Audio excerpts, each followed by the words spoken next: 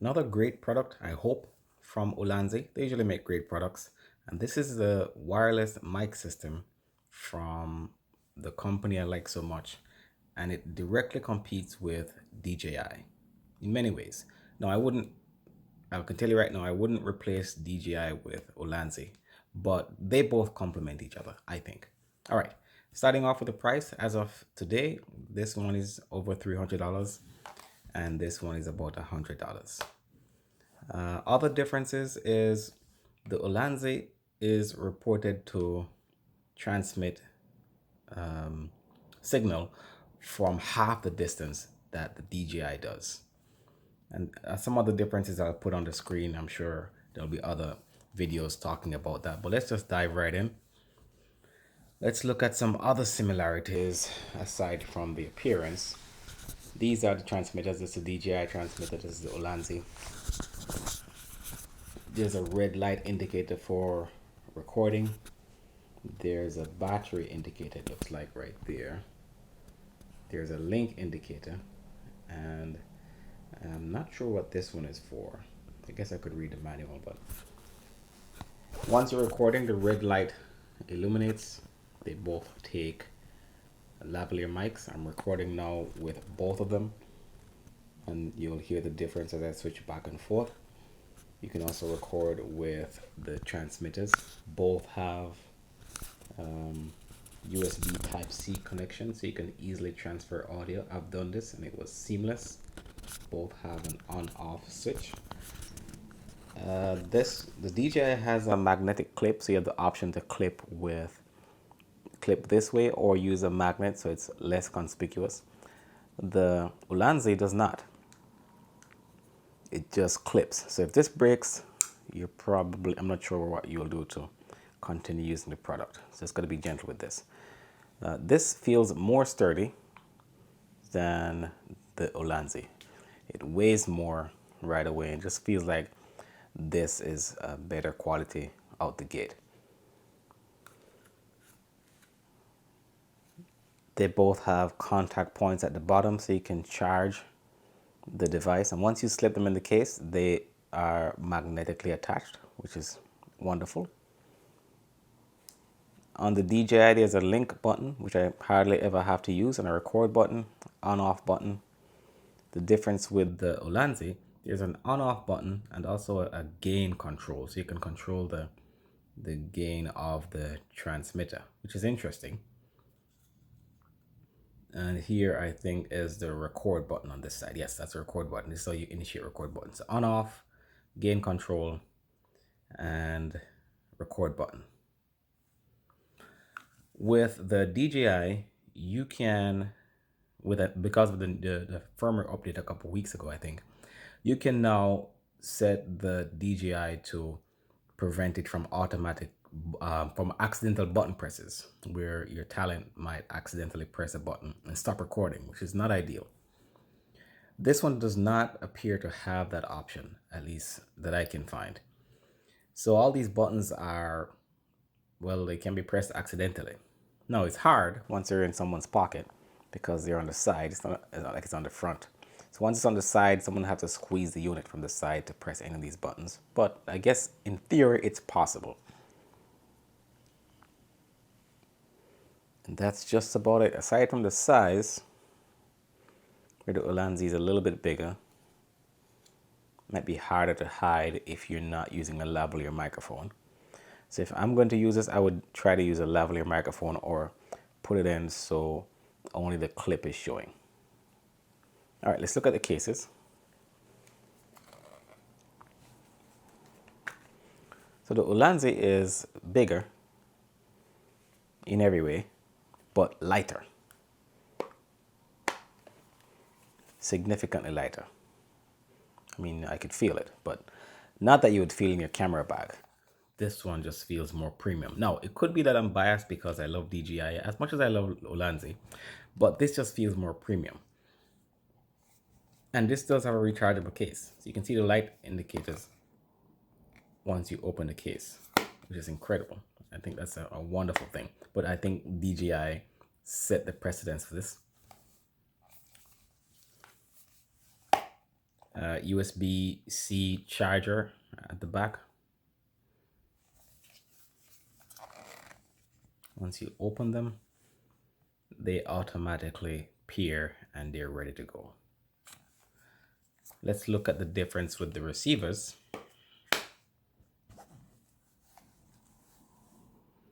Now with the DJI, you can swipe up.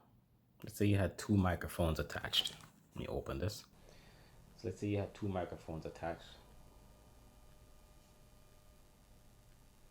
You can swipe up and get to the settings for each microphone. With the Ulanzi, that's not an option. You have to swipe down to get to the main settings. Now with the DJI, if you swipe down, it's a deeper settings that you can get into. But it's similar. How similar? Well, you be the judge.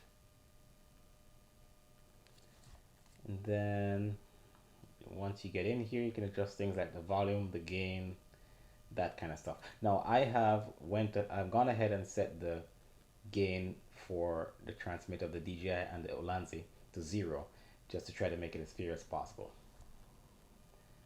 It comes, at least when I got this unit, the language was set to, I think, Chinese. I think so. But it's easy to change it. You just go to settings, look for a little globe, tap that, and you will see, swipe over, tap the language, and you will see English right there. Just tap that and you're good to go. Swipe up to get out the menu. And you cannot, unlike the DJI, where you can adjust the brightness of the LEDs on the transmitter, it does not appear you can adjust the brightness on the LEDs of the transmitter. You can adjust the brightness of the receiver, but that's just about it. You can set the time, reset the whole thing, and that's it. I like that the DJI gives you the option to turn it off, which I've never turned it off actually. I just left it at low, at the lowest setting for the LED brightness on the transmitter.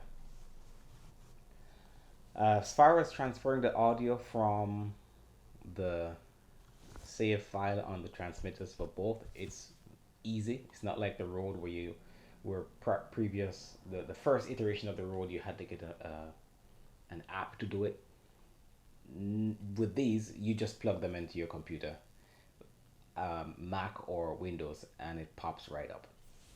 Connecting them to your phone is just as easy. USB-C cable comes with the Ulanzi, and the TRS cable also comes with it, and also an Apple to TRS. No TRRS. So to connect it to your phone or your computer, you'll need a TRRS cable, or just use the included USB-C to USB-C. Once you plug it in to your phone or your computer, it's going to start charging. That does not preclude you from using it though, which is awesome. As far as carrying the included items, the DJI gives you the option to store the USB-C and Apple adapters right in the case. The Ulanzi does not. It seems to me that there could be some space around here, or maybe under here. I'm not sure, but it did include a carrying case. This is the TRS to TRS cable, just for your camera.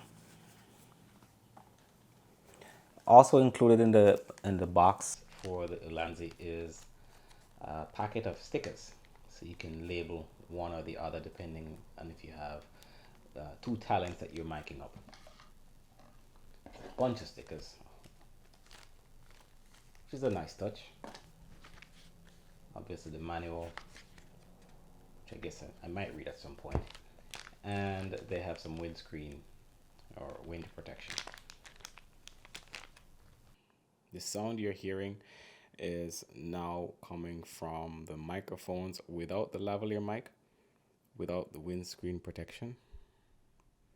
The sound you're hearing is from the microphones without the windscreen protection and the lavalier mic. The sound you're hearing now is from the microphones without the lavalier mics but with the windscreen protection on.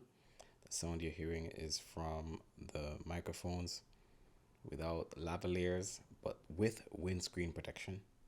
And now we're back with using the lavaliers.